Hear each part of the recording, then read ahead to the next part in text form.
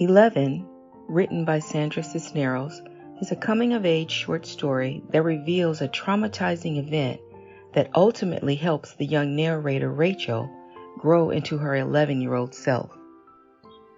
Rachel retells the events as they unfold on her 11th birthday. But first, she gives the audience some insight about the lessons she has learned from her experience. She says, "What they never tell you is that when you are 11, you are also 10 and 9 and 8 and 7 and 6 and 5 and 4 and 3 and 2 and 1. In other words, a person doesn't instantly act like the new age they are. Rather, age is something you grow into. It's something that's acquired, and depending on the circumstances, people behave as variations of their previous ages. Truth be told, I think we all have experienced occasions when we've reverted back to our younger selves.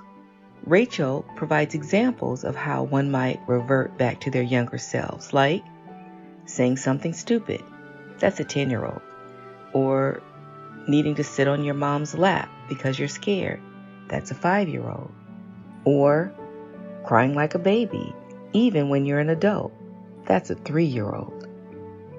She also uses very descriptive language by comparing age to that of an onion, a tree trunk, or a collection of wooden dolls, one inside the other, building on one another. She makes sense, don't you think? This is the understanding she has come to know as she transitions to the event that causes her meltdown. She wishes she was 102 because she thinks she would have had enough wisdom to know how to deal with her teacher, Mrs. Price, when she placed an old, ugly red sweater on Rachel's desk. Instead, she acts like her younger self, unable to find her voice because Mrs. Price is an adult, and children should not talk back to adults. Mrs. Price found the red sweater in the class's closet where it had been gathering dust and who knows what else for over a month. Clearly, it had been abandoned.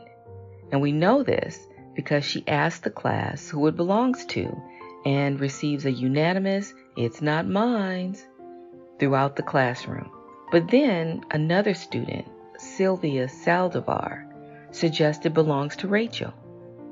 It's clear that no one wants the darn sweater, and Sylvia, in her own wisdom, states Rachel is the owner in front of the class that has just rejected the sweater.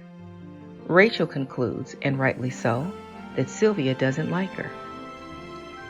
And how does Mrs. Price respond? Well, she places the sweater on Rachel's desk without even asking Rachel whether or not it belongs to her, and walks away. Rachel, her anxiety rising, finds her small 4-year-old voice and attempts to tell her teacher in broken sentences that the sweater doesn't belong to her. But Mrs. Price basically calls her a liar when she says, "Well, of course it's yours. I remember you wearing it once." Rachel doesn't argue because remember, Mrs. Price is an adult and adults are always right. But the problem is, Mrs. Price is wrong. Rachel begins to feel sick.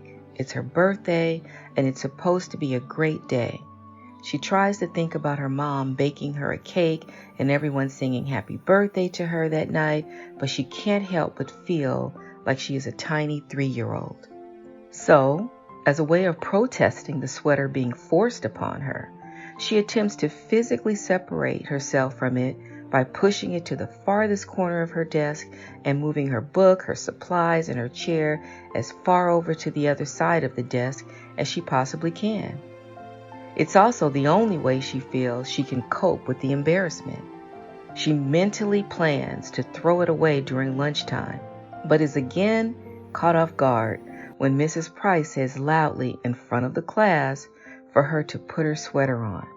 Again, she tries to explain it's not hers, but Mrs. Price is not hearing her.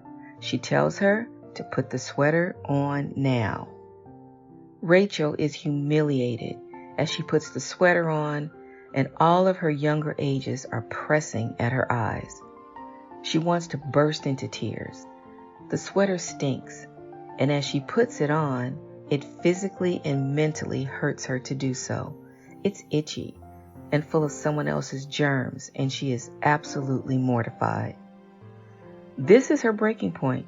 She bursts into tears and cries like a baby, the kind of cry that makes you drool, makes your face turn red, and makes your body shake uncontrollably. Then, another student, Sylvia Lopez, says the sweater is actually hers. Perhaps Sylvia feels guilty herself for not saying it was hers in the first place. At least Sylvia knows, at some level, that the wrong against Rachel must be corrected. But what does Mrs. Price do, the person that should comfort Rachel and apologize for making a mistake? She does nothing. After Rachel gives the sweater to Sylvia, Mrs. Price pretends like nothing happened. By not apologizing or at least trying to correct the wrong, Mrs. Price's belief system is, at the least, questionable. Why does she not feel that she owes Rachel an apology? Why does she choose to not comfort Rachel when she cries uncontrollably? Why does she ignore Sylvia's confession? Why does she believe Sylvia's saldivar to begin with? And how is it that she remembers Rachel wearing the sweater when that is clearly incorrect? This negligent act deepens Rachel's emotional scars. The failure to correct a wrong committed against another, especially by someone that should create a protective environment, leaves lasting scars on Rachel. This event ruins her birthday. The humiliation runs so deep, she wants to be 102 now. So this day will be over and in the back of her memories, just a tiny moment in time. The birthday cake, the singing of happy birthday, will not be enough to make up for what happened at school. Through the lens of education, Cisneros comments on how biases and bullying can play significant roles in a child's development. Children are like balls of clay. They can be molded into greatness or pounded down into flat surfaces. This story speaks to the power educators have to make or break a child's world. And Mrs. Price, whether intentional or not, did the latter to Rachel. Humiliation, distress, anxiety, and bias are universal experiences. We all have experienced these emotions to varying degrees. Sometimes they are obvious, and at other times, they surface in subtle ways, like being forced to wear an ugly red sweater on your 11th birthday.